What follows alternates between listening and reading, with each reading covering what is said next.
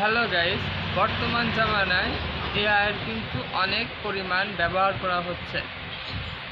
আপনি যদি how to AI লিখে গুগলে সার্চ করেন তাহলে দেখতে পারবেন যে এআইয়ের কত টুলস রয়েছে, কতগুলো ওয়েবসাইট রয়েছে, যেগুলো ওয়েবসাইটের মাধ্যমে আপনি আপনার কাঙ্ক্ষিত কন্টেন্ট লিখতে পারবেন।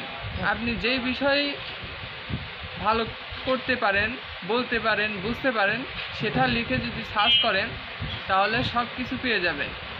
আপনাকে একটা একটা করে কাজে নামতে হবে। আপনি যদি সবটি কাজের এক ধাপে করতে চান তাহলে কিন্তু হবে না।